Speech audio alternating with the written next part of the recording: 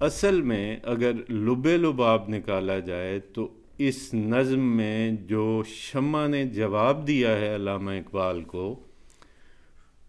اس کو اگر یوں کہا جائے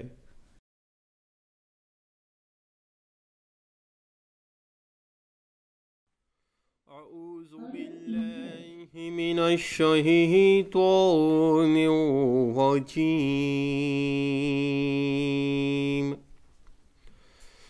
بسم اللہ الرحمن الرحیم،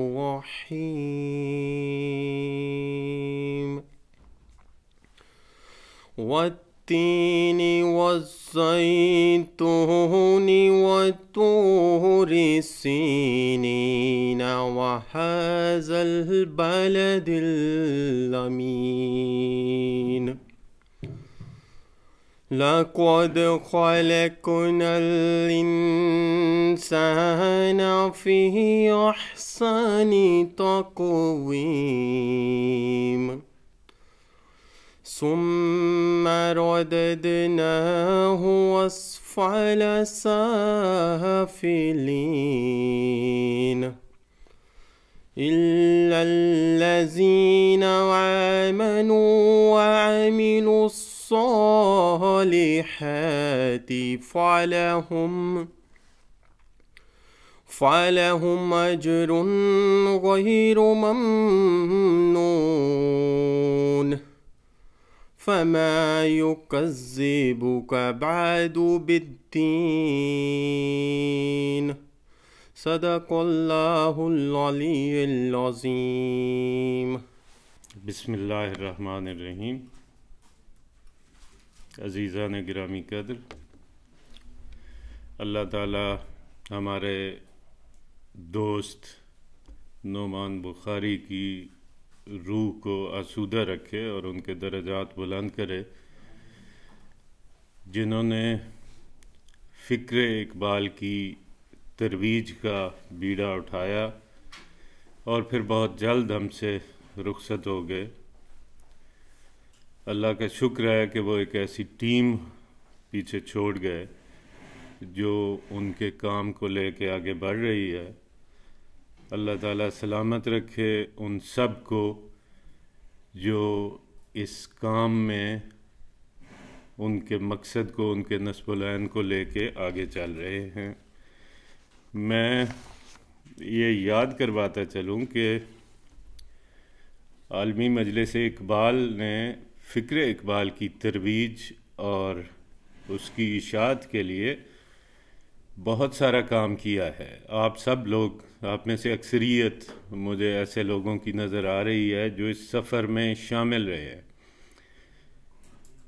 اور علامہ اقبال کی فارسی شاعری کی تفہیم، علامہ اقبال کی نثری کتابوں کی تفہیم، اور پھر علامہ اقبال کی اردو شاعری کی تفہیم کے سلسلے میں زبردست قسم کے کورسز کروائے گئے، اور پھر وہ جو اردو اور فارسی زبان میں جو ایک بعد ہے یا وہ جو ایک فاصلہ ہے، علامہ اقبال کی اردو میں بھی فارسی شاعری کے بہت زیادہ اثرات ان کو کم کرنے کے لیے عالمی مجلس اقبال نے ایک فارسی زبان سیکھنے کا کورس بھی کروایا تھا۔ سو یہ سارے اقدامات اس لیے ہیں کہ وہ جو ایک شخص ایک عظیم مقصد لے کے دنیا میں آیا تھا اور وہ اپنا پیغام شاعری کی صورت میں اور نثر کی صورت میں ہمارے درمیان چھوڑ گیا ہے، وہ زیادہ سے زیادہ آپ تک پہنچایا جا سکے اور آپ اس کو سمجھ سکیں۔ دیکھیے، کوئی بھی فنکار یا کوئی بھی شاعر جب کوئی بھی مفہوم ادا کرنا چاہتا ہے، جب بھی کسی موضوع پہ بات کرنا چاہتا ہے، تو اپنے موضوع کی لطافت، اس کی مقدار اور اس کے معیار کو مد نظر رکھتے ہوئے وہ اس کے لیے ایک خاص قالب کا انتخاب کرتا ہے۔ فارسی شاعری میں اور اردو شاعری میں جو سب سے طویل صنف ہے وہ مثنوی کی ہے. سو علامہ اقبال نے مثنوی میں، قصیدے میں، غزل میں، دو بیتی میں، رباعی میں اور نثری کتابوں میں اپنا پیغام ہمارے لیے چھوڑا ہے. جیسے انہیں مناسب لگا موضوع کے اعتبار سے ویسے انہوں نے کیا. علامہ اقبال نے نظموں کے پیرائے میں بھی اپنا پیغام چھوڑا، اور ان نظموں میں بہت مختصر نظمیں بھی ہیں اور طویل نظمیں بھی ہیں. اگر طویل نظموں کا شمار کیا جائے تو اس میں تقریباً 13 نظمیں بنتی ہیں. آلموسٹ ساری کور کرنے کی کوشش کی گئی ہے. اسی سلسلے کی ایک نظم جس کا نام شمع اور شاعر ہے، اس پہ ہم گفتگو کر رہے ہیں. شمع میں اس لیے بول رہا ہوں کہ یہ ہمارے ہاں غلط العام کے طور پر رائج ہے، اور اسی سے اس کی تفہیم ہوتی ہے. اگر میں اس کو شم بولنا شروع کر دوں تو ہمارے معاشرے میں کچھ آکورڈ سا لگے گا. سو قبول کیجئے اس کو شمع اور شاعر کے طور پر ہی. جب بھی ہم اقبال کا ذکر کرتے ہیں، اور ہم کرتے ہی اقبال کا ذکر ہے اس پلیٹ فارم پہ، تو اس کا مطلب یہ ہے کہ ہم ایک ایسے شخص کے متعلق گفتگو کرنے لگے ہیں جو اپنی زندگی میں شاعری کی کلاسیکی روایت سے انحراف کرتے ہوئے، الا ماشاء اللہ چند لوگ ایسے ہوئے ہیں جنہوں نے فارسی اور اردو شاعری میں کلاسیکی روایت میں ادب برائے ادب سے ہٹ کر بات کی ہے. انہوں نے ادب برائے زندگی پہ گفتگو کی ہے. علامہ اقبال کا شمار انہی میں ہوتا ہے. اب ایک ایسے آدمی کے متعلق گفتگو کرنا جس کا ایک مقصد ہے، وہ اپنے ہنر کو مقصدیت کے لبادے میں یا مقصدیت کے لباس میں پیش کرتا ہے ہمیشہ، وہ شعر ہو یا نثر ہو، ہر صورت میں مقصد ہے اس کا پیغام پہنچانا. سو اس عظیم مقصدیت کو بیان کرنا جو مقصد ہے ہی بہت بڑا، یعنی اتنا عظیم مقصد ہے جو اللہ تعالیٰ نے قرآن کریم کے ذریعے اتارا نبی کریم صلی اللہ علیہ وآلہ وسلم پر. اب اتنے بڑے مقصد کو بیان کرنا، یعنی مجھے یہ کہنے میں کوئی باک نہیں ہے کہ علامہ اقبال دراصل ایک بہت بڑے اسلامی مفکر اور اسلامی شاعر تھے. وہ ان روایات کی طرف، ان موضوعات کی طرف اس قوم کو لے جانے کی کوشش کر رہے تھے جو ان کے نزدیک اور کسی بھی مسلمان کے نزدیک مسلمانوں کے لیے راہ نجات ہو سکتا ہے. اس سے پہلے 1911 میں علامہ اقبال نے انجمن حمایت اسلام کے ایک جلسے میں شکوہ کے نام سے ایک نظم پیش کی تھی.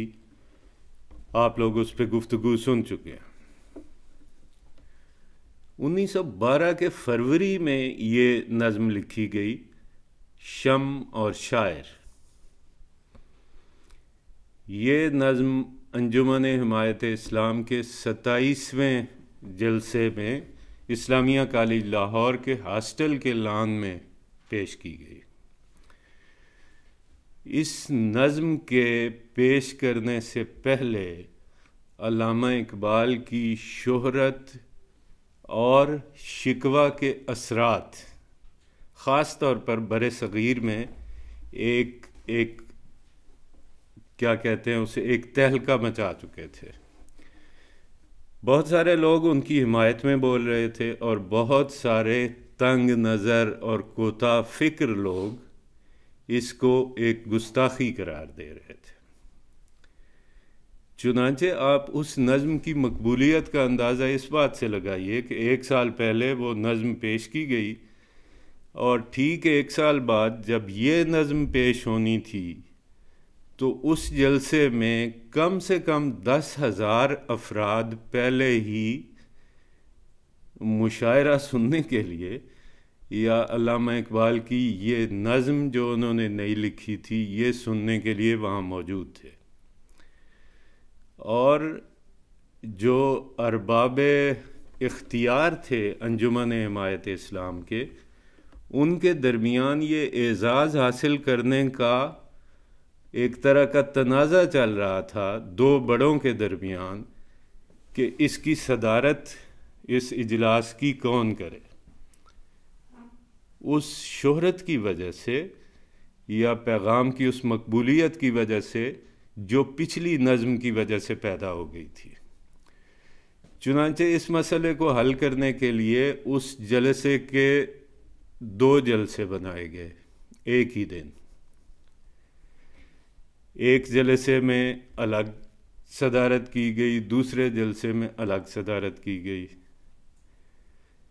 اور اس جلسے کی صدارت 2 افراد کے کرنے کے بعد علامہ اقبال نے پہلے حصے میں، جس میں 6 بند پیش کیے گئے تھے، اس میں علامہ اقبال نے تھوڑی سی گفتگو کی تھی نظم سے پہلے، جس سے اس نظم کا سارا مفہوم اور لب لباب واضح ہو جاتا ہے.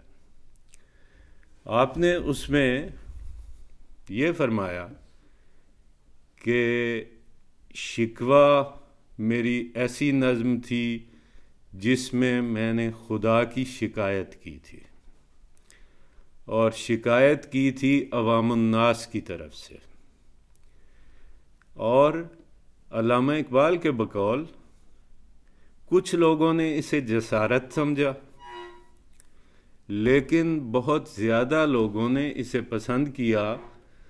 اور علامہ اقبال نے اپنی گفتگو میں کہا کہ مجھے ہزاروں کی تعداد میں خطوط اس نظم کی تحسین کے وصول ہو چکے ہیں، اور ابھی یہ سلسلہ چل رہا ہے. ساتھ آپ نے جو وضاحت کی، انہوں نے کہا یہ ملت کا خدا سے شکوہ تھا، لیکن میری یہ نظم جامع ہے،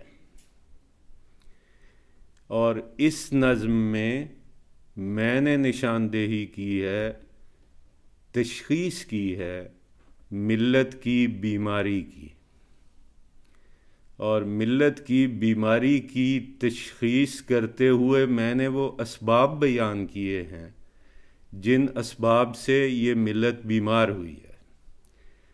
اور اس کے بعد انہوں نے فرمایا کہ میں نے اس کا علاج بھی تجویز کیا ہے، اس وجہ سے میں اس نظم کو جامع قرار دے رہا ہوں. ایک پہلو تو یہ ہو گیا جو اقبال نے خود واضح کر دیا. اب اس دور کے سیاسی حالات کیا تھے، یعنی 1910 1909 سے 1912 تک مسلمان اپنے زوال کی انتہا پہ پہنچ چکے تھے. سلطنت عثمانیہ تقریباً آخری سانسیں لے رہی تھی. وہ ایک طرابلس بچ گیا تھا، اس پر بھی آخر میں اٹلی نے حملہ کر دیا ہوا تھا. اور مسلمانوں میں وہ جو بچی کھچی امید تھی یا جذبہ تھا مسلمانوں کے دوبارہ صاحب اقتدار ہونے کا اور ان اقدار کے احیاء کا، وہ تقریباً دم توڑ گیا تھا. تو اس وجہ سے علامہ اقبال اس نتیجے پہ پہنچے کہ انہیں ایک نظم ایسی لکھنی چاہیے جس میں یہ 3-4 عناصر شامل ہوں جن کا تذکرہ میں پہلے کر چکا ہوں. یعنی نمبر 1 یہ طے ہو گیا کہ ملت زوال کا شکار ہے اور ملت مایوسی کے قریب پہنچ چکی ہے.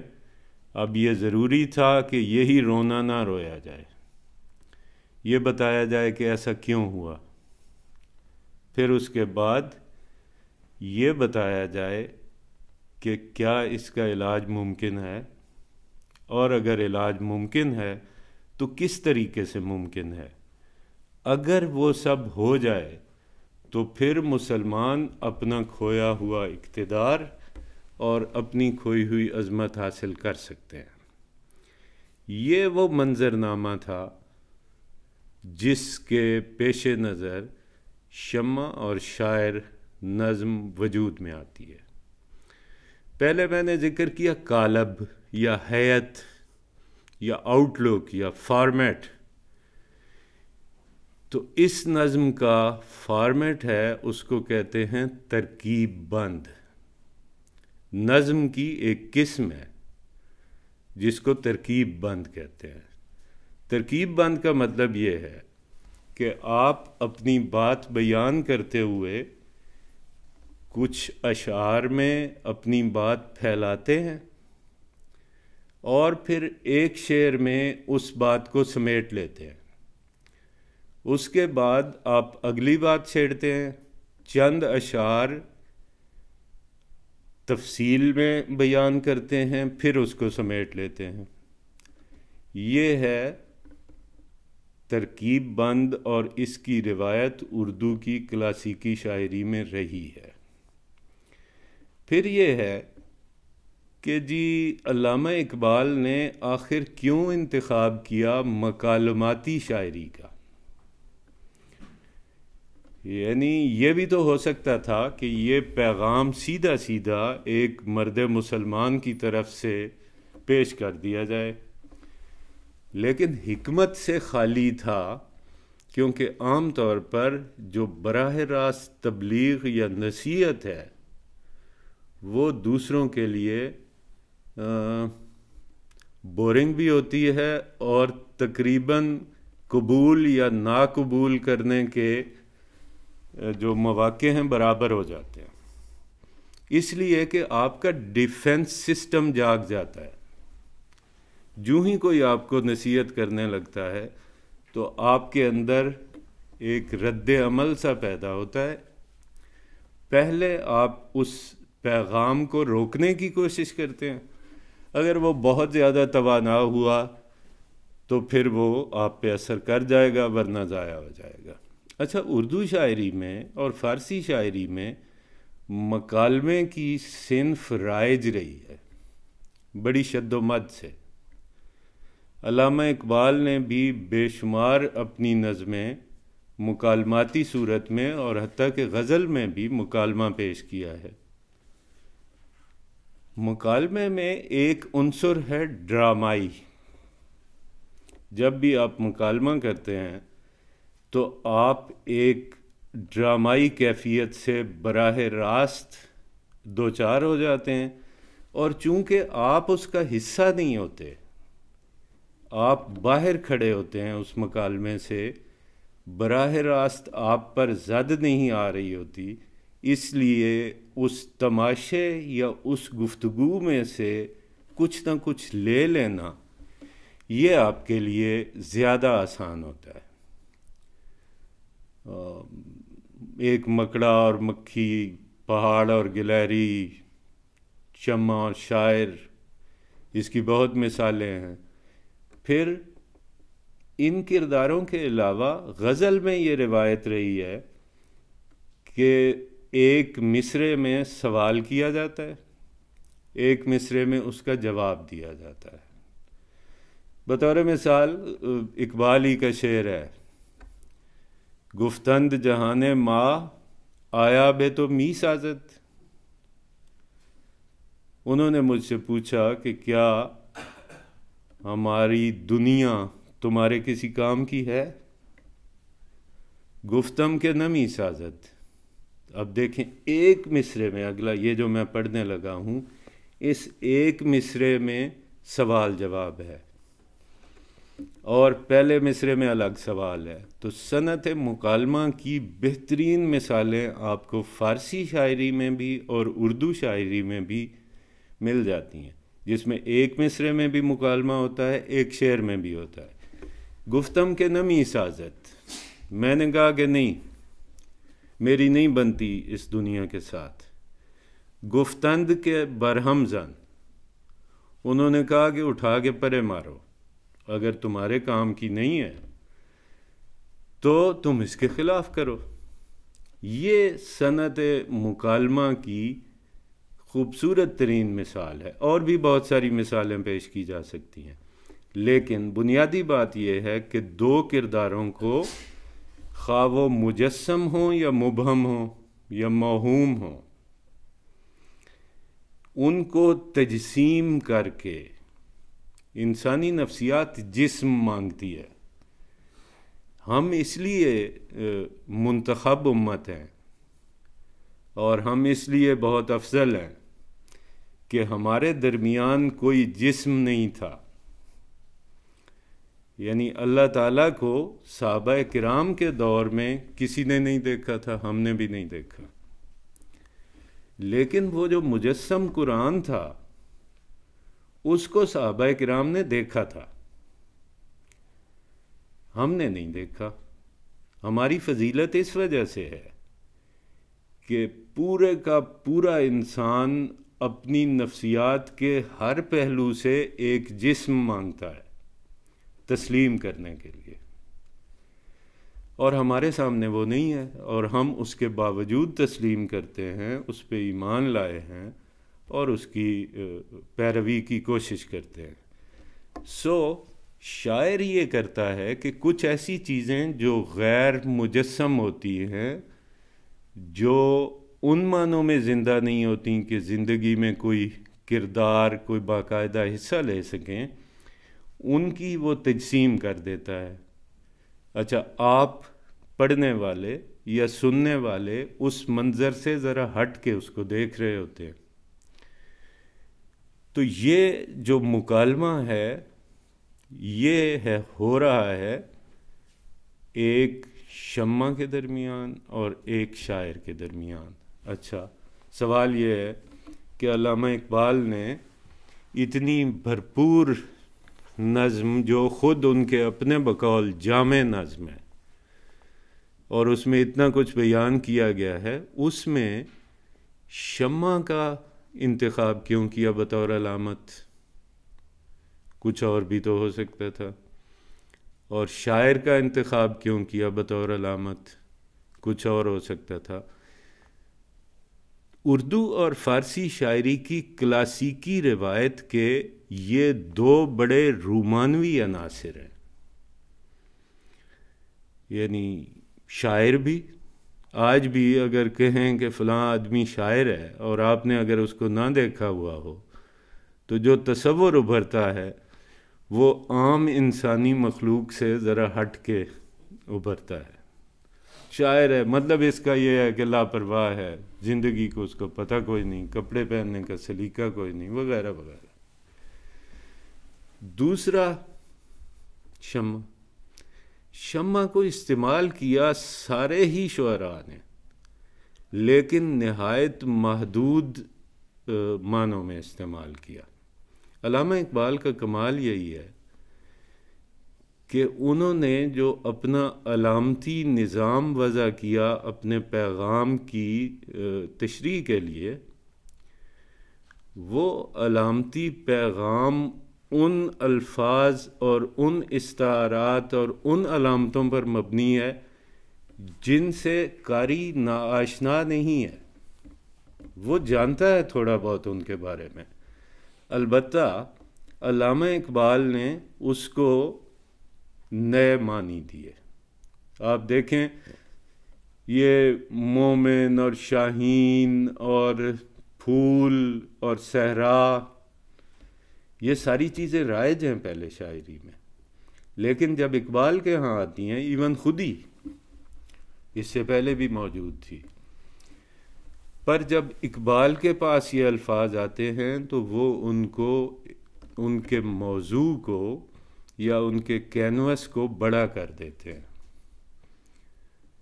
ہماری شاعری میں، اردو شاعری کا مجموعی مزاج ہی عاشقانہ رہا ہے، اس میں جو شمع ہے وہ کبھی بھی امید کے استعارے کے طور پر سامنے نہیں آئی، وہ ہمیشہ مایوسی کے استعارے کے طور پہ سامنے آئی ہے، فنا ہو جانے کے استعارے کے طور پہ سامنے آئی ہے۔ اقبال کا محبوب استعارہ ہے شمع۔ آپ اقبال کو کہیں سے کتاب کھول کے پڑھنا شروع کر دیں، 2-4 صفحوں میں آپ کا سامنا ہو جائے گا شمع سے۔ کیوں؟ وجہ یہ ہے کہ ایک تو شمع اپنے قدموں پہ مستقل کھڑی رہتی ہے، شمع ادھر ادھر نہیں ہوتی، وہ جہاں ہوتی ہے وہیں ہوتی ہے، ہلتی نہیں ہے۔ نمبر 2، شمع کوئی دعویٰ نہیں کرتی، شمع کا کوئی مطالبہ نہیں ہوتا، شمع اپنے عاشقوں کی تعداد میں اضافہ یا کمی سے بے نیاز ہوتی ہے۔ اس سے اگلی بات یہ ہے کہ شمع خود پگھلتی جاتی ہے، سوز دروں جس کو کہتے ہیں۔ آپ کے اندر موجود آگ سے آپ خود پگھلتے جا رہے ہیں، تو سوز دروں شمع سے مستعار لیا ہے۔ پھر یہ کہ اس جلنے کے نتیجے میں، اس سوز دروں کے نتیجے میں ہوتا کیا ہے؟ روشنی ہوتی ہے۔ شمع دوسروں تک روشنی پہنچا رہی ہوتی ہے۔ اگلی بات یہ ہے کہ شمع جلائی ہی کیوں جاتی ہے اور کہاں جلائی جاتی ہے؟ ہمیشہ اندھیرے میں جلائی جاتی ہے، اور جلائی اس لیے جاتی ہے کہ ارد گرد کا ماحول روشن ہو سکے۔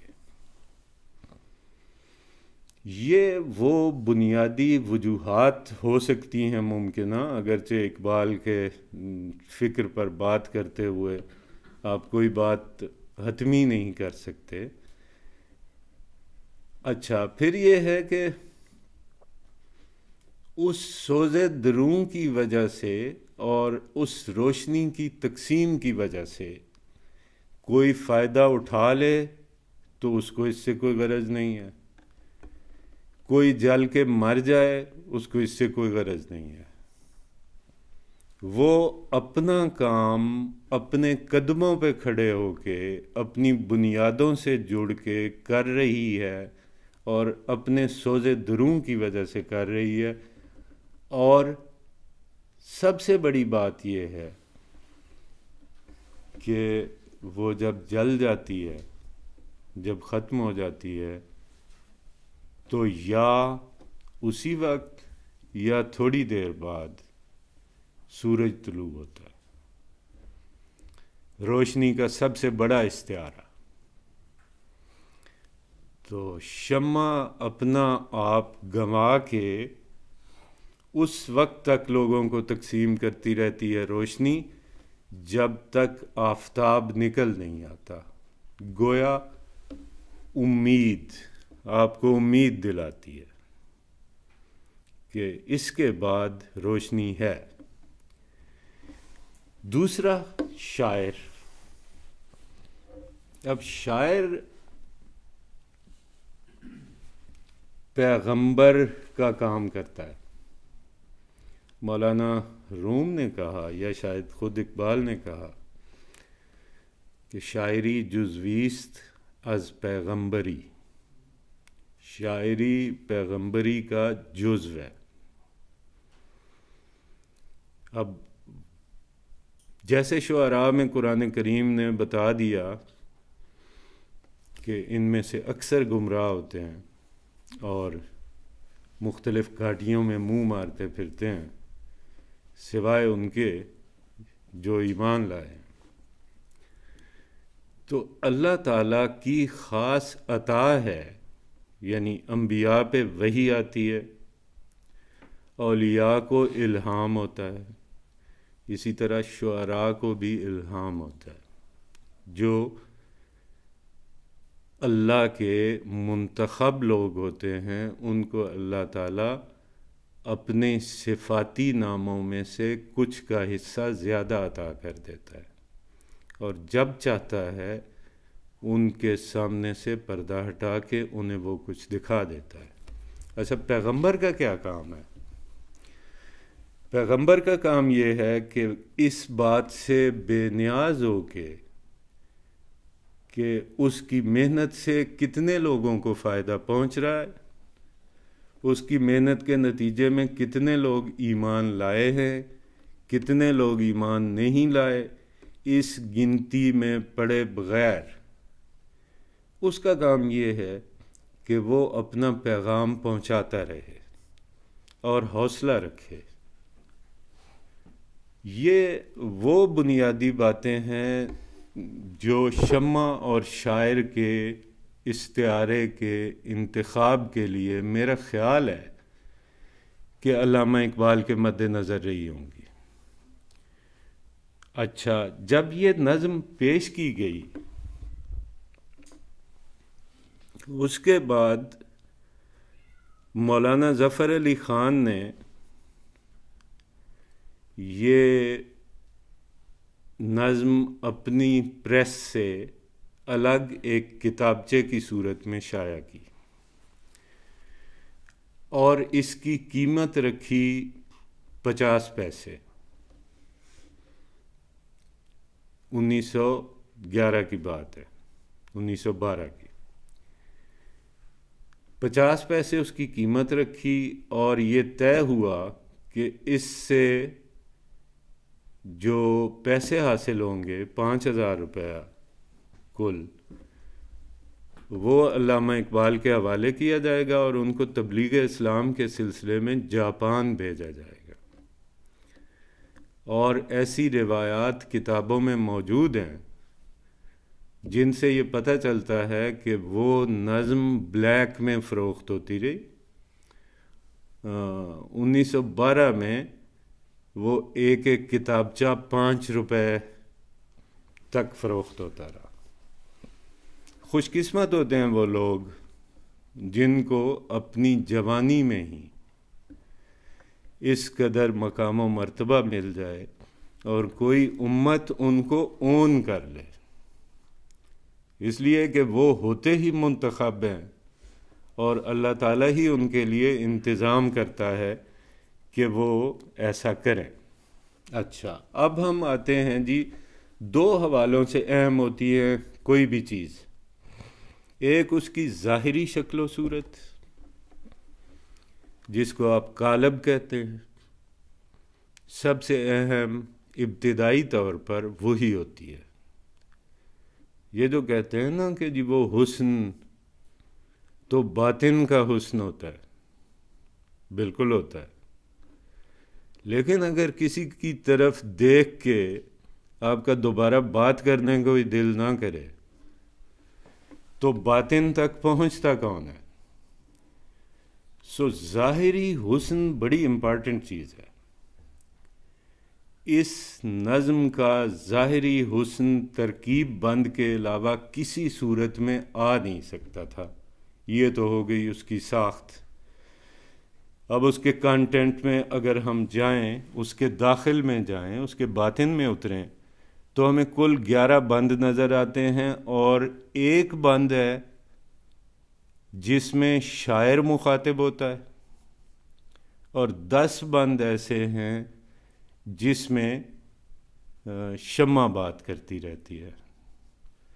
اس کا یہ مطلب بھی ہو سکتا ہے کہ مرد تھوڑی بات کرتے ہیں اور خواتین لگی رہتی ہیں۔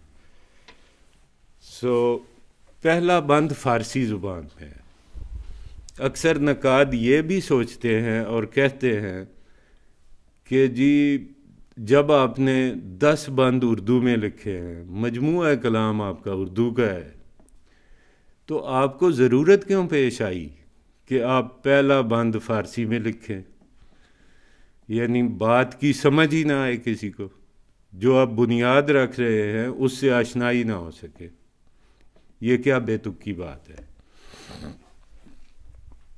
لیکن یہ شاید مد نظر نہیں رکھتے یا وہ لٹریچر کو اتنا جانتے نہیں ہیں، اس میں گئے نہیں ہیں، اور فارسی اور اردو کی جو باہمی قرابت داری ہے اس سے شاید نا واقف ہیں۔ یہ وہ زمانہ ہے جس زمانے میں ہر آدمی جتنی اردو جانتا تھا اتنی ہی فارسی جانتا تھا۔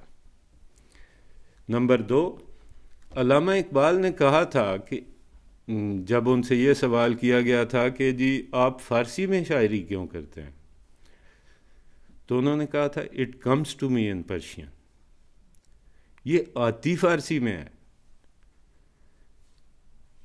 یہ کوئی ہماری آپ کی طرح کے شاعر نہیں تھے کہ وہ بیٹھ کے الفاظ جوڑتے رہے ہیں اور پھر کوئی ایک شعر نکل آئے، نہیں، ان پہ بنے بنائے اشعار آتے تھے، اور تذکروں میں موجود ہے کہ وہ رات کو اٹھ کے بتی جلا کے اس کے بعد 100 شعر نقل کر کے، یعنی سوتے سوتے آپ اٹھے ہیں، آپ نے 100 شعر لکھ لیا ہے اور اس کے بعد آپ بتی بند کر کے سو گئے ہیں۔ ایسا نہیں ہوتا، سوائے اس کے کہ وہ اللہ تعالیٰ کی طرف سے جس حیت جن الفاظ میں آپ پہ آ رہی ہے، آپ کا کام اس میں تحریف کیے بغیر لوگوں تک پہنچا دینا ہے۔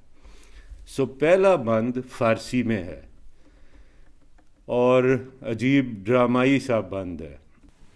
اس پہلے بند میں منظر یہ ہے کہ ایک شمع جل رہی ہے اور علامہ اقبال اس سے سوال کرتے ہیں کہ تو جل رہی ہے اور تیری روشنی نکل رہی ہے اور تیرے حسن پر فدا ہونے کے لیے پروانوں کی ایک کثیر تعداد ہے جو تم پہ آ کے مرتی جاتی ہے، جبکہ میں، یہ ایک شعر شمع کے لیے کہا، جبکہ میں اس دنیا میں جل رہا ہوں اور روشنی تقسیم کرنے کی کوشش کر رہا ہوں، اور میرے ارد گرد کوئی پروانے جمع نہیں ہو رہے اور نہ مجھ پہ مر رہے ہیں۔ آخر تم نے یہ صلاحیت کہاں سے سیکھی کہ تم جلو اور لوگ تم پر فدا ہوں؟ ہر عہد کے جو رائٹرز ہیں، جو بڑے رائٹرز ہیں، ان کو یہ گلا رہا ہے، اگرچہ ہمیں نجی زندگی میں نہایت چھوٹی سطح پہ بھی یہ گلا ہوتا ہے کہ ہم ایک دوسرے سے کہتے ہیں کہ یار مجھے اس نے سمجھا نہیں ہے، وہ مجھے سمجھ نہیں سکا۔ لیکن جو بڑے دماغوں کا المیہ یہ ہے کہ وہ چونکہ اس خطے میں واحد ہوتے ہیں تو ظاہر ہے انہوں نے اکیلے پن کا شکار ہونا ہے، انہیں تنہائی کا احساس ہونا ہے۔ اس تنہائی کے احساس کے لیے علامہ اقبال نے اسی پہلے لفظ میں ایک لفظ استعمال کیا ہے، لالہ صحرائی، کہ جی تم ہو جو ایک شمع ہو اور جل رہی ہو اور ویرانے میں جل رہی ہو اور تمہارے ارد گرد پروانے جمع ہو گئے ہیں، میں بھی ہوں، میرا بھی کوئی پیغام ہے، میں بھی لوگوں کو قائل کرنے کی کوشش کرتا ہوں، لیکن میں ایک لالہ صحرائی کی طرح ہوں۔ مراد یہ کہ مجھے دیکھنے تو کوئی نہیں آتا، میرے پاس تو کوئی نہیں جمع ہوتے میرے فداکار۔ بس اتنا ہے پہلا بند۔ اب اصل میں اگر لب لباب نکالا جائے تو اس نظم میں جو شمع نے جواب دیا ہے علامہ اقبال کو، اس کو اگر یوں کہا جائے کہ جی شمع نے مسلمانوں کا ماضی، مسلمانوں کا حال اور مسلمانوں کا مستقبل بیان کیا ہے۔ یہ 3 مرحلے ہیں۔ پہلے تو شمع نے علامہ اقبال کی تسلی کروائی ہے، اس نے پہلے بند میں یہ کہا ہے کہ بھائی آپ ٹھیک ہے آپ چاہ رہے ہو، آپ کے پاس کوئی پیغام ہے، آپ روشنی تقسیم کرنا چاہ رہے ہو، فرق مجھ میں اور آپ میں یہ ہے کہ میں ایسا چاہ نہیں رہی، میں اپنا کام نہایت خاموشی سے خود ہی کر رہی ہوں، میری ایسی کوئی خواہش نہیں ہے۔ پھر اس سے اگلے بند میں یہ موضوع ظاہر ہے کہ 6-7 شعروں کا ہے، اور اس کے بعد اگلے بند میں وہ کہتی ہے کہ اچھا تمہیں بہت دعویٰ ہے کہ تم ایک پیغام لے کے آئے ہو اور تم شاعر ہو اور تمہارے کلام میں تاثیر ہونی چاہیے، تو وہ یہ کہہ رہی ہے کہ آپ ایک غلط جگہ پہ یہ سارا کچھ کر رہے ہیں۔ آپ کی یہ ساری شاعری، آپ کا یہ سارا درد و غم، آپ کا یہ سارا سوز و گداز بالکل irrelevant ہے۔ اس کی وجہ یہ ہے ان کے نزدیک، یعنی شمع کے نزدیک۔ اچھا یہ مد نظر رکھیے گا، یہ جو شاعر ہے یعنی علامہ اقبال ہے، یہ اصل میں امت مسلمہ کی طرف سے نمائندگی کرنے والا ایک فرد ہے، اور وہ جو شمع ہے وہ نور حق کا استعارہ ہے۔ تو یہ امت مسلمہ کا فرد سوال کرتا ہے، جیسا کہ اس سے پہلے والی نظم میں ذرا کھل کے شکوہ کیا تھا، یہ وہی سلسلہ ہے اصل میں۔ تو وہاں سے جواب یہ ملتا ہے کہ یہ جو تمہارے اندر لوگوں کو متاثر کرنے کی خواہش ہے، لوگوں کو اپنی طرف بلانے کی خواہش ہے، یہ جب پوری نہیں ہوتی تو تمہارے اندر مایوسی پیدا ہوتی ہے۔ سو لوگوں کو بلانے کی خواہش ہی کیوں؟ اپنے آپ میں، اپنے کام میں آپ خاموشی سے لگے رہو، جو ہونا ہے وہ ہوگا۔ پھر یہ احساس دلاتی ہے شمع کہ آپ ایک غلط زمانے میں آ گئے ہو، کیونکہ اس وقت جو سیاسی احوال ہیں امت کے وہ اتنے بگڑے ہوئے ہیں کہ مسلمانوں میں جو بچی کھچی امید یا آسرا تھا وہ بھی دم توڑ گیا ہے، لہٰذا یہ بے وقت کی راگنی ہے جو آپ نے شروع کر رکھی ہے۔ اس راگنی کا کوئی فائدہ نہیں ہے۔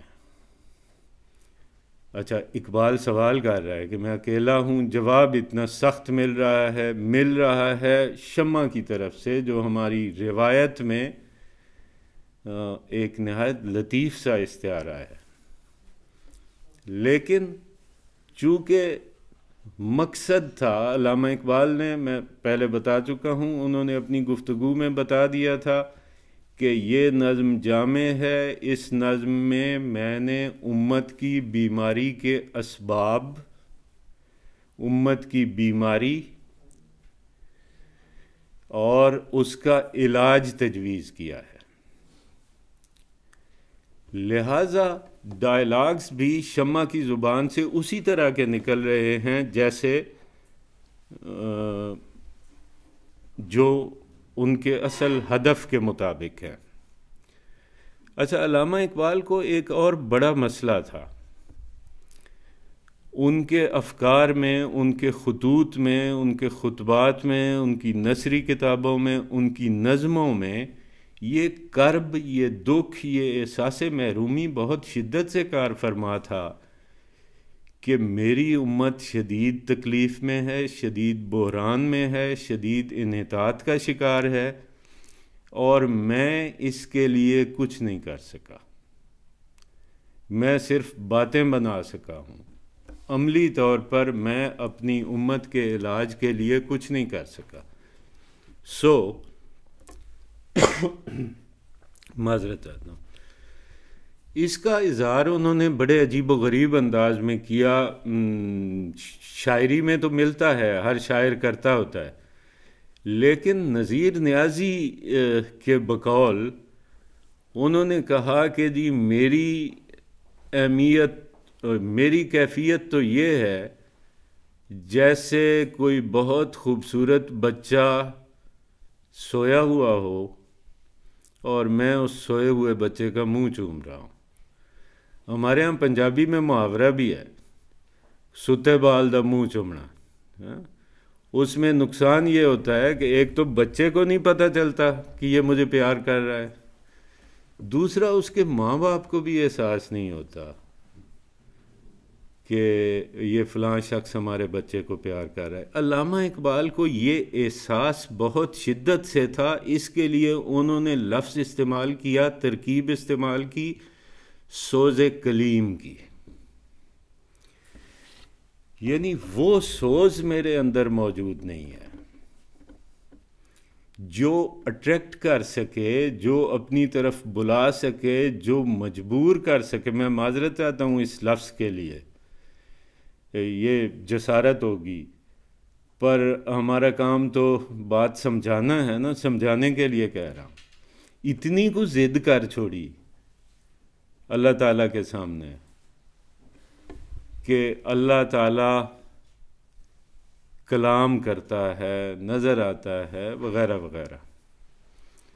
یہ سوز کلیم سے خالی ہونا. وہ شمع کہہ رہی ہے کہ بھائی جان ٹھیک ہے، آپ کہتے ہو کہ آپ کے پاس بڑا پیغام ہے اور آپ کے اندر بڑی تڑپ ہے اور بڑی جلن ہے، لیکن در حقیقت آپ کے اندر سوز کلیم نہیں ہے. وہ چیز آپ اپنے اندر پیدا نہیں کر سکے ہو جو چیز مؤثر ہو سکتی ہے.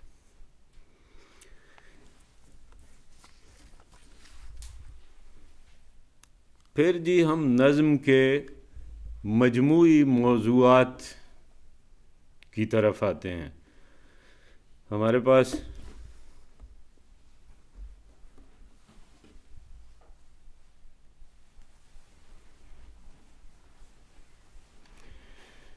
مجموعی جو موضوعات ہیں اس میں اگر ہم دیکھیں تو سب سے پہلا ہے قومی انحطاط. وہی شمع ان کو کہہ رہی ہے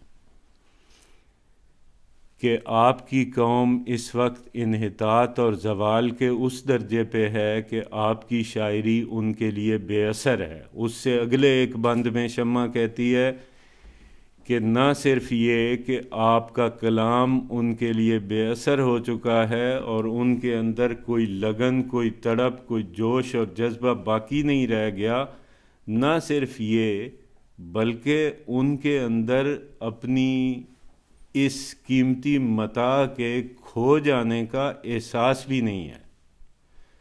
اصل دکھ کی بات یہ ہے کہ نہ صرف آپ کی قوم زوال کا شکار ہے اور اپنے ماضی کو، اپنی شاندار روایات کو ترک کر چکی ہے، بلکہ اس کا احساس ہی ختم ہو گیا ہے، اسے محسوس ہی نہیں ہوتا. اس کے لیے پھر انہوں نے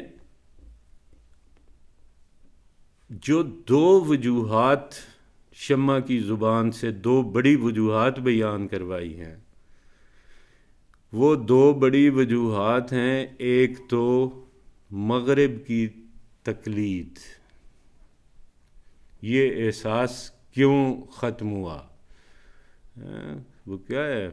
احساس زیاں جاتا رہا، وائے ناکامی متاع کارواں جاتا رہا. اسی میں یعنی افسوس کی بات یہ ہے کہ کارواں تو لٹ گیا، جو ہمارے پاس خزانے تھے وہ ہم لٹا چکے، لیکن افسوس اس بات کا ہے کہ کارواں کے دل سے احساس زیاں جاتا رہا. یہ احساس ہی باقی رہتا کہ ہم کاش بطور مسلمان اپنی جڑوں سے جڑے رہتے تو ہم ٹھیک رہتے، اور اگر کٹ گئے ہیں تو کبھی انشاءاللہ ہم جڑنے کی کوشش کریں گے، تو اس صورت میں ہم کھوئی ہوئی توانائیاں حاصل کر لیں گے. یہ احساس بھی ختم ہو گیا. پھر شمع اسے بتاتی ہے شاعر کو کہ دیکھو ایک زمانے میں تم کیا ہوتے تھے اور اب تم کیا ہو. دوسرے لفظوں میں مقام مسلم کا ادراک، یعنی بطور مسلمان تم کس درجے پہ تھے، گنوا دی ہم نے جو اسلاف سے میراث پائی تھی، ثریا سے زمیں پر آسمان نے ہم کو دے مارا، مگر وہ علم کے موتی کتابیں اپنے آبا کی جو دیکھیں ان کو یورپ میں تو دل ہوتا ہے سی پارا۔ اب ہماری جو متاع تھی، ہمارے جو علوم تھے، ہمارے جو اصول و قواعد تھے، ہماری جو روایات تھیں، ہمارا جو نظم و ضبط تھا، ہماری جو اخلاقیات تھیں، ہماری جو کتابیں تھیں، وہ ساری یورپ والوں نے لے لی ہیں۔ وہ وہاں بیٹھ کے ان پہ تحقیق کر رہے ہیں اور اس کے نتیجے میں ان کی زندگیوں پر اس کے اثرات ہو رہے ہیں، اور ہم نہ صرف ان کتابوں سے، ان علوم سے، ان اخلاقیات سے، ان روایات سے محروم ہو چکے ہیں، بلکہ ہمیں دوبارہ وہ اختیار کرنے کی حاجت ہی نہیں ہے۔ ہمارے ہاں وہ تمنا ہی دم توڑ چکی ہے۔ اپنی ملت پر، اقبال نے واضح طور پہ کہا، اپنی ملت پر قیاس اقوام مغرب سے نہ کر، خاص ہے ترکیب میں قوم رسول ہاشمی۔ یہ جو رسول ہاشمی کی قوم ہے، اس کی تو ساخت ہی ایک الگ ساخت ہے۔ سو موازنہ اور مقابلہ اور تقلید اور ان کے برابر آنے کی خواہش اور ان جیسا ہونے کی خواہش، یہ سب فضولیات ہیں جو آپ کو اپنی منزل کی طرف سے دور لے جانے کی کوشش کریں گے۔ دوسرا میسج جو اس بند میں دیا ہے، یعنی دو جو بڑی وجوہات بیان کی ہیں، اس میں ایک تو مغرب کی تقلید ہے اور دوسری ہے خودی سے محرومی۔ آپ جو کچھ خود تھے، آپ اپنی پہچان کھو چکے ہیں۔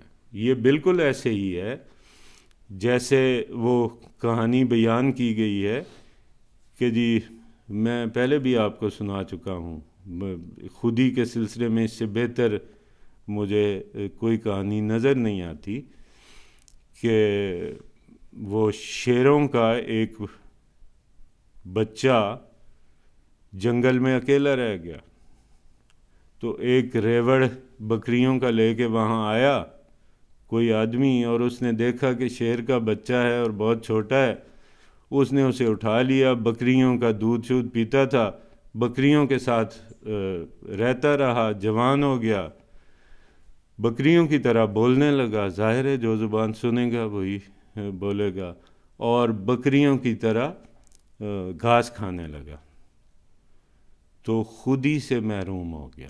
شیر ہوتے ہوئے بھی شیر نہیں رہا، بکری بن گیا۔ پھر کہیں سے کوئی ایک شیر حملہ آور ہوا اور اس نے دیکھا کہ یار یہ تو شکل و صورت تو میرے جیسی ہے، تو بولتا اور طرح سے ہے، تو میں ذرا ٹرائی کروں۔ اس نے کوشش کی تو اس کی آواز شیر جیسی نکل آئی۔ پھر اس نے کہا کہ یہ جن کے ساتھ میں پھرتا ہوں یہ تو ان کو کھا رہا ہے، تو میں بھی ذرا ٹرائی تو ماروں۔ اس نے کوشش کی اور ظاہر ہے کہ اس نے شکار کر لیا بکری کو، تو اس کی خودی لوٹ آئی۔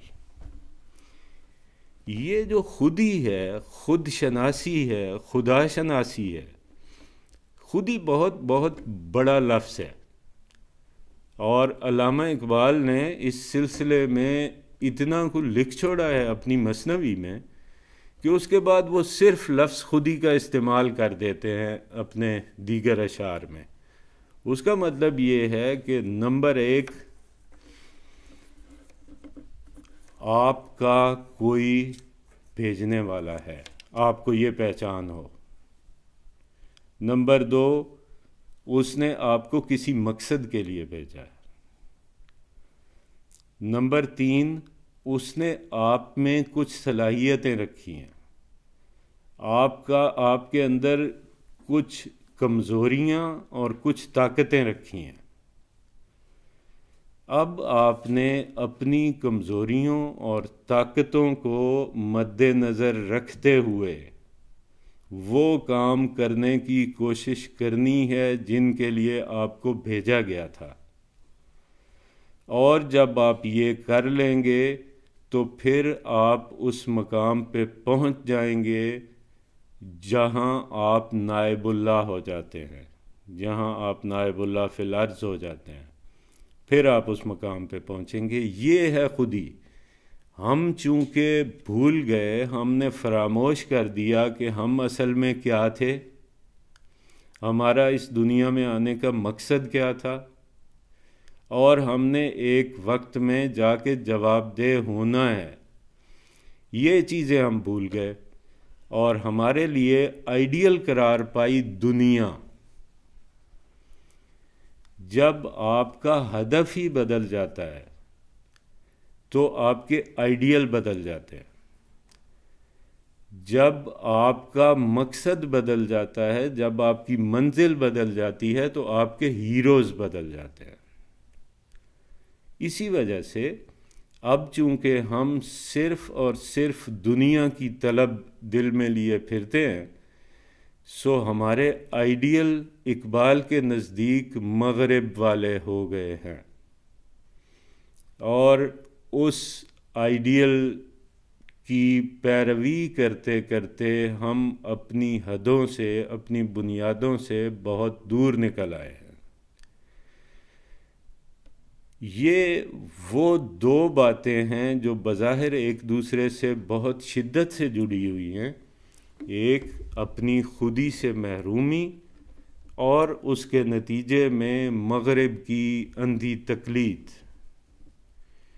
یہ ایک بند میں شمع نے شاعر سے کہا ہے کہ یہ وجوہات ہیں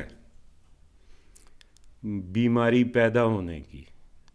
اچھا، اب وجوہات بتا دینا تو کسی قدر آسان ہے، لیکن ان وجوہات کو حل کرنا، ان کے لیے کوئی علاج تجویز کر دینا، یہ ہے اصل کام جو کسی قوم کا حکیم، کسی قوم کا مبلغ، کسی قوم کا مصلح، کسی قوم کا احسان کرنے والا، کسی قوم کا پیامبر قوم کے لیے کرتا ہے۔ وہ ہے علاج کی تجویز۔ علاج بیماری میں ہی بیان ہو چکا ہے، یعنی اپنی خودی پہچانیں۔ نمبر ایک خدا کی عبادت کریں،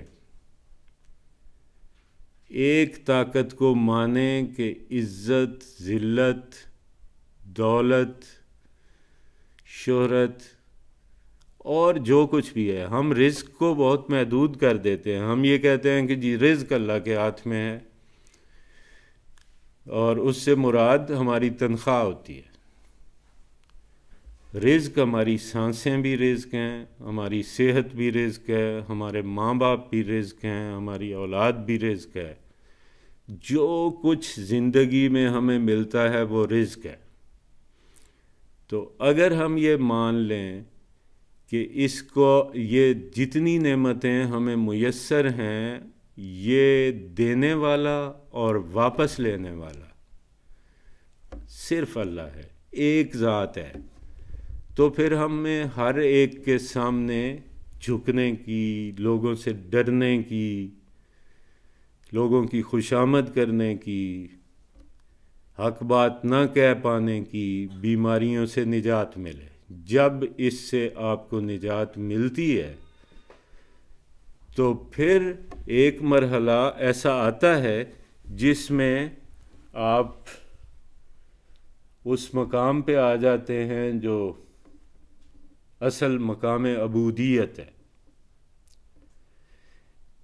شاعر نے، یعنی شمع نے، یہ ساری باتیں گنوائی ہیں۔ گنوانے کے بعد شمع نے یہ کہا ہے کہ اگر یہ باتیں اپنے آپ سے نکال دیں یعنی اللہ کا انکار چھوڑ دیں. ہم زبان سے انکار نہیں کرتے، دل سے ہم انکاری ہیں معذرت کے ساتھ.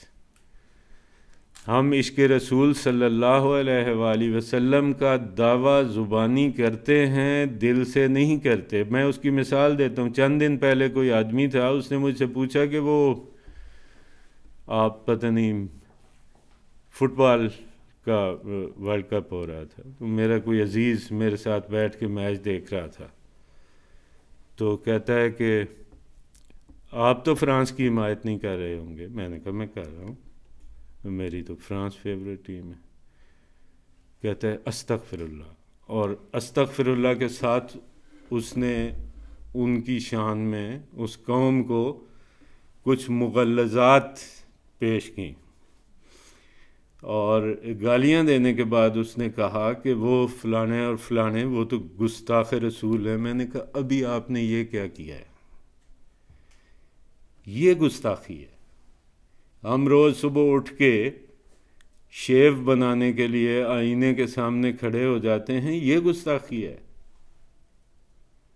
ہم جھوٹ بولنے سے گریز نہیں کرتے، یہ گستاخی ہے.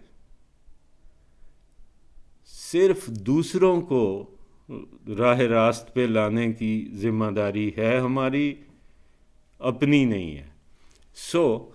اگر آپ اللہ تعالیٰ کی وحدانیت پر، اگر آپ نبی کریم صلی اللہ علیہ وآلہ وسلم کی صدیقیت پر اور ان کے آخری نبی ہونے پر ایمان لے آئیں گے، اور قرآن پاک کو کوئی مقدس کتاب ضرور سمجھنا چاہیے کیونکہ وہ ہے مقدس، لیکن صرف مقدس کتاب سمجھ کے اس کی تلاوت طوطے کی طرح کرنے سے کچھ ثواب ضرور ملتا ہے، اس میں کوئی شک نہیں ہے، اس لیے کہ وہ الفاظ اللہ کے ہیں تو ان کی ادائیگی میں ہی بڑا ثواب ہے. پر مقصد یہ نہیں ہے. قرآن کریم کا قطعاً یہ مقصد نہیں ہے کہ آپ اس کو پڑھتے رہیں، آپ کی بیٹی رخصت ہونے لگے تو آپ بھائی وہ قرآن کریم کا نسخہ لے کے کھڑے ہو جائیں، وہ اس کے نیچے سے گزر جائے. یہ کوڈ آف لائف ہے. یہ ہے ہمارے درمیان زندگی گزارنے کے اصولوں پر مبنی ایک کتاب جس پر عمل پیرا ہو جائیں ہم، اور نبی کریم صلی اللہ علیہ وآلہ وسلم کی زندگی کو اور ان کے زندگی کے واقعات کو اور ان کے ارشادات کو اپنی زندگیوں پر لاگو کرنے کی کوشش کریں، تو پھر شمع کے بقول ایک وقت آئے گا جب مسلمان ملت کا احیاء ہوگا. آخری بند میں وہ کہتی ہے کہ انفرادی طور پر اور اجتماعی طور پر اگر آپ لوگ مضبوط ہو جائیں گے تو پھر وہ زمانہ دور نہیں ہے جب مسلمانوں کو وہی شان و شوکت عطا ہو جائے گی اور ان کا مقام و مرتبہ وہی ہو جائے گا جو کسی زمانے میں رہا ہے.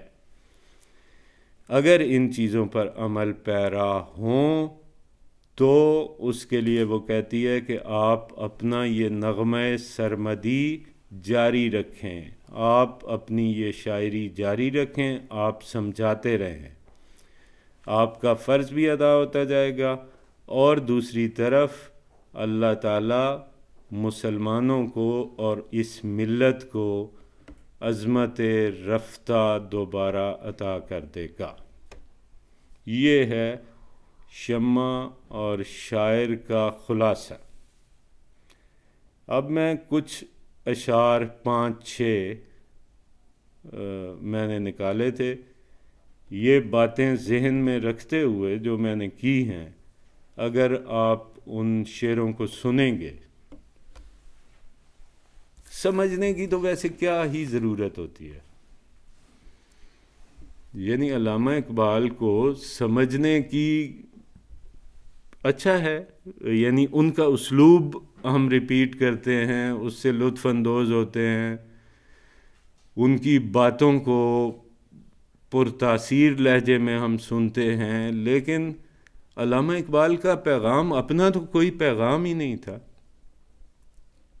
علامہ اقبال نے نئی کوئی بات نہیں کی. علامہ اقبال نے وہی بات کی ہے جو نبی آخر الزمان نے کی تھی، جو اللہ تعالیٰ نے کی تھی. علامہ اقبال نے انہی باتوں کی تشریح اور توضیح کی ہے، اور میں یہ بات کوئی اپنے آپ سے نہیں کر رہا. کوئی بھی مسلمان، آپ سارے بہت اچھے مسلمان ہیں، مجھ سے تو کہیں زیادہ اچھے ہیں، آپ اس بات کو سمجھ سکتے ہیں کہ جی کوئی مسلمان کیا یہ کہہ سکتا ہے نبی کریم صلی اللہ علیہ وآلہ وسلم کی ذات مبارک سے مخاطب ہو کے کہ اے اللہ کے رسول، اگر میرے کلام میں قرآن کے علاوہ کچھ ہے تو الفاظ ہیں خار و رسوا کن مرا. کہہ کس کو رہے ہیں؟ نبی کریم صلی اللہ علیہ وسلم کو کہہ رہے ہیں. اگر میرے کلام میں قرآن کے علاوہ کچھ ہے تو یا رسول اللہ روز حشر مجھے ذلیل و خوار کر دیجئے اور مجھے اپنے بوسہ پا سے محروم کر دیجئے. کوئی آدمی، کوئی مسلمان یہ تصور ہی نہیں کر سکتا. اگر اس کو 200% یقین بھی ہو تو پھر بھی یہ بات کہتے ہوئے دل لرزتا ہے، لیکن اقبال نے کہی ہے. اس کا مطلب یہ ہے کہ اقبال نے نیا کچھ نہیں کہا. اقبال نے وہی کہا ہے جو اللہ نے کہا ہے. اقبال نے وہی کہا ہے جو اللہ کے رسول صلی اللہ علیہ وآلہ وسلم نے کہا ہے. اقبال نے وہی کہا ہے جو اولیاء کرام نے کہا ہے. اور مطالبہ وہی ہے کہ جی پلٹ جائیں اپنے اصل کی طرف، رجوع کریں اپنے اللہ کی طرف اور اللہ کے نبی صلی اللہ علیہ وآلہ وسلم کی طرف اور ان کی تعلیمات کی طرف. یہ کچھ شعر ہیں، یہ سنیں ذرا. پہلے بند میں شاعر جو شمع سے مخاطب ہے اس میں ایک شعر جس میں پہلے تو وہ بیان کرتا رہتا ہے کہ جی اچھا تم جل رہی ہو، فلاں ہے، اور تمہارے بڑے دیوانے اور پروانے ہیں جو تم پر جان نچھاور کرنے کو پھرتے ہیں، اور میں بھی تو ہوں اس صحرا میں اور میری طرف کوئی نہیں آتا. اس میں بڑی دردمندی سے ایک شعر کہتے ہیں: از کجا ان آتش عالم افروز اندوختی، کرما کے بی مایہ را سوز کلیم آموختی. تم نے یہ دنیا بھر کو روشن کرنے والی آگ کہاں سے حاصل کی؟ اس کا مطلب ہے کہ میری بھی خواہش ہے کہ میرے اندر یہ آگ ہو. کرما کے بی مایہ را سوز کلیم آموختی. تم نے ایک بے مایہ کیڑے کو، ایک بے حیثیت کیڑے کو سوز کلیم عطا کیا، جل جانے کی لگن اور حوصلہ عطا کیا. یہ تم نے کیسے کر لیا؟ اچھا، اگلے بند میں وہ شمع اس سے کہتی ہے جو زوال اور افراتفری ملت کی ہے، اس سے بہتر اس کی نشاندہی نہیں ہو سکتی کہ اب نوا پیما ہے کیا، گلشن ہوا برہم تیرا، بے محل تیرا ترنم، نغمہ بے موسم تیرا. یعنی اب تو یہ باتیں لے کے بیٹھا ہوا ہے، یہ کون سا وقت ہے یہ باتیں کرنے کا؟ تیرا باغ تو برباد ہو چکا. یہ باتیں تو تب کرنی تھیں جب ابھی بربادی شروع ہوئی تھی. بے محل تیرا ترنم، نغمہ بے موسم تیرا. یہ جو تم گانا گا رہے ہو یہ بے موقع ہے، بے محل ہے، اور جو نغمہ تم گا رہے ہو یہ بے موسم ہے، بے وقت کی راگنی تم نے چھیڑی ہوئی ہے، وقت گزر گیا ہے. ایک اور شعر اسی سلسلے کا: پھول بے پرواہ ہیں تو گرم نوا ہو یا نہ ہو. پھول بے پرواہ ہیں تو گرم نوا ہو یا نہ ہو. کارواں بے حس ہے آواز درا ہو یا نہ ہو. یہ جو بے حسی کی کیفیت اس وقت ہوئی ہوگی، میں تو سوچتا ہوں علامہ اقبال اگر آج کے دور میں ہوتے تو ان کا کیا حشر ہوتا دلی دماغی طور پہ. میں نے اپنی یعنی نصف صدی کی زندگی میں اتنی بے حسی کبھی نہیں دیکھی. اس کے باوجود بطور معلم ہمیں یہ جھوٹ بولنا پڑتا ہے اپنے بچوں سے اور آپ سے کہ پاکستان کا مستقبل بہت روشن ہے. پتہ نہیں کیسے روشن ہے، مجھے نہیں پتہ. پھر معاشرتی بے حسی کی علامت اگلے بند میں وائے ناکامی متاع کارواں جاتا رہا. یعنی ناکامی کا لیول چیک کریں. ماتم ہے اس ناکامی پہ کہ متاع کارواں جاتا رہا. کارواں کے پاس جو کچھ تھا، یعنی ہماری ملت اسلامیہ کے پاس جو کچھ تھا وہ لٹ گیا. اور اس پر مزید ستم یہ کہ کارواں کے دل سے احساس زیاں جاتا رہا. ہمیں یہ ادراک ہی نہیں ہے کہ ہم نے کیا کھویا ہے اور کیا پانے کی کوشش کر رہے ہیں. افسوسناک پہلو یہ ہے، لیکن پھر امید دلاتی ہے. مجھے پورا یقین ہے کہ علامہ اقبال کو مایوسی تھی، انہیں پتہ تھا کہ کچھ نہیں ہونا، لیکن بڑے آدمی کا حوصلہ تو پھر ایسے ہی ہوتا ہے نا. انہوں نے امید کا پیغام دینا ہی دینا ہے تاکہ بچے مایوس نہ ہوں. انہوں نے کہا شمع کی زبانی شام غم لیکن خبر دیتی ہے صبح عید کی. ظلمت شب میں نظر آئی کرن امید کی. رات جب اپنے عروج پہ پہنچ جاتی ہے تو اس کے بعد ڈھلنا شروع ہو جاتی ہے، اور جب رات ڈھلتے ڈھلتے ختم ہوتی ہے تو اس کا مطلب یہ ہے کہ اس کے بعد صبح شروع ہوتی ہے. تو یہ ایک شاعرانہ سی توجیہ علامہ اقبال نے بیان کی ہے امید دلانے کے لیے. لاہ عمل کیا دیا پھر، یہ صورتحال ہے. اس کے بعد لاہ عمل میں وہ کہتے ہیں آنکھ کو بیدار کر دے وعدہ دیدار سے. یعنی اے ملت اسلامیہ، آنکھ کو بیدار کر دے وعدہ دیدار سے، زندہ کر دے دل کو سوز جوہر گفتار سے. وہ جو بات کرنے کا سوز ہے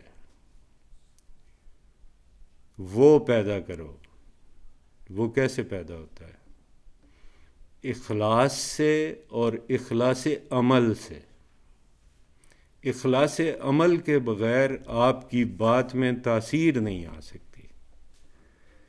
تو آنکھیں کھلی رکھو اور اخلاص عمل کا مظاہرہ کرتے ہوئے قوم سے مخاطب رہو. یہ شاعر کو میسج ہے، یعنی ملت کے ہر فرد کو میسج ہے. اس کا نتیجہ کیا نکلے گا؟ وعدہ دیدار صبح نو ہے. یعنی لوگوں کو یہ امید دلاتے رہو کہ صبح ہونے والی ہے، اور مایوسی کسی طرح بھی اسلام میں بھی پسندیدہ نہیں ہے، اور کسی بھی قوم میں کسی بھی معاشرت میں مایوسی پسندیدہ نہیں ہے.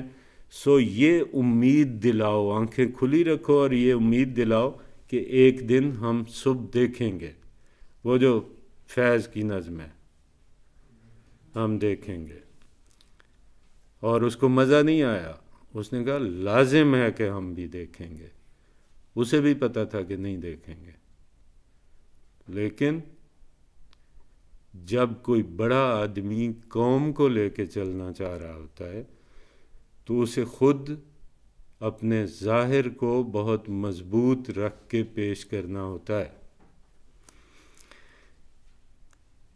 خودی اور خود اعتمادی کے سلسلے میں دیکھیں وہ کیا کہہ رہے ہیں، یعنی یہ سب کچھ کیسے ہو سکتا ہے، صبح نو، صبح روشن کیسے نظر آ سکتی ہے؟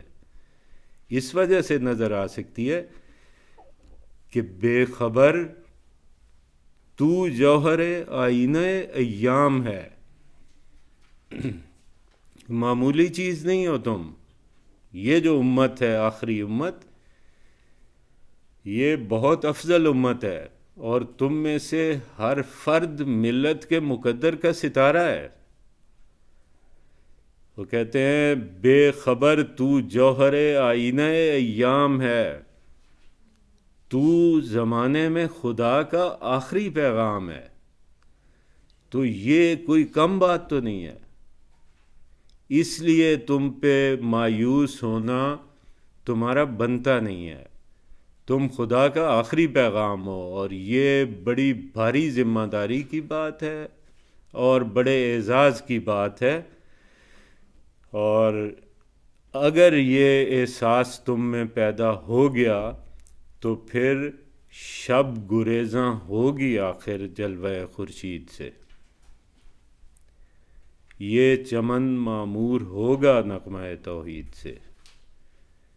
یہ اگر تم نے کر لیا، یہ احساس تمہیں ہو گیا، تو پھر رات بھاگ جائے گی اور سورج نکل آئے گا، اور یہ چمن یعنی چمن ہندوستان بالخصوص اور چمن عالم بالعموم، یہ چمن معمور ہوگا نغمہ توحید سے۔ اس میں انشاءاللہ تعالی اللہ تعالیٰ کی وحدانیت کے قائل ہی قائل آپ کو نظر آئیں گے اگر آپ یہ سب کچھ کر لو گے۔ بہت شکریہ آپ کا۔ آپ